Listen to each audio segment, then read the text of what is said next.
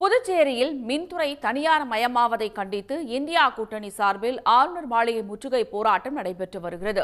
இது பற்றிய மேலும் விவரங்களை தருகிறார் நமது செய்தியாளர் மகாராஜா பாண்டே. மகாராஜா பாண்டே, இந்த போராட்டத்தில் அவர்கள் முன்வைக்கக்கூடிய கோரிக்கைகள் என்ன? நிச்சயமாக புதுச்சேரி மாநில அரசு மின்துறையை தனியார் மயமாக்குவதை கண்டித்து திமுக, காங்கிரஸ், கம்யூனிஸ்ட் கட்சிகள் உள்ளிட்ட பல்வேறு அரசியல் கட்சியினர், சமூக அமைப்புகள், மின்துறை ஊழியர்கள் தொடர் போராட்டம் நடத்தினர்.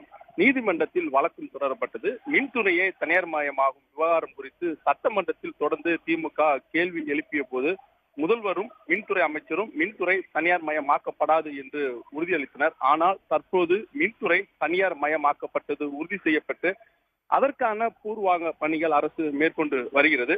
புதுச்சேரி மக்களுக்கு அளித்த வாக்குறுதியை மீறி மின்துறையை தனியாருக்கு தாரை வாக்கும் அரசுக்கு திமுக கடும் கண்டனத்தையும் தெரிவித்து வந்தது. இந்த நிலையில்தான் இந்திய கூட்டணி கட்சிகள் சார்பில் மின்துறையை தனியார் மயமாக்கலை கண்டித்தும் மின்துறையை அரசு ஏற்று நடத்த வலியுறுத்தியும் தற்போது காமராஜர் சிலை அருகில் இருந்து ஊர்வலமாக புறப்பட்டு கவர்னர் மாளிகை நோக்கி முற்றுகை போராட்டம் நடத்தப்படுவதற்காக பேரணியாக வந்தார்கள். அப்போது பெரியக்கடை காவல் நிலையம் அருகே போலீசார் பாதுகாப்பு வளையம் அமைத்து தடுத்தனர். இந்திய கூட்டணி கட்சி தலைவர்கள், நிர்வாகிகள் என சுமார் 1000க்கு மேற்பட்டவர்கள் தற்போது கண்டன ஆர்ப்பாட்டத்தில் ஈடுபட்டனர்.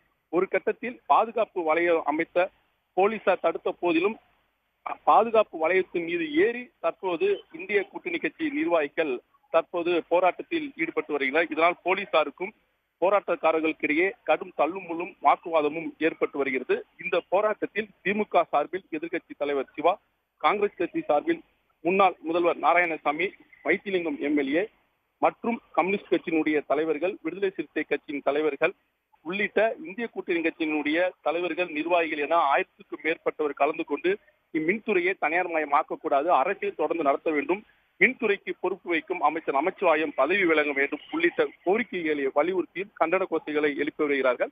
எந்தவித அசம்பாவிதம் ஏற்படக்கூடாது என்பதற்காக தற்போது இந்த பகுதியில் சுமார் 200க்கும் மேற்பட்ட போலீசார் பாதுகாப்பு படையில் குவிக்கப்பட்டு இருக்கிறார்கள். விரிவான தகவல்களுக்கு நன்றி மகாராஜா பாண்டே. உடனுக்குடன் செய்திகளை தெரிந்து கொள்ள சன் நியூஸ் பெல் ஐகானை கிளிக் பண்ணுங்க.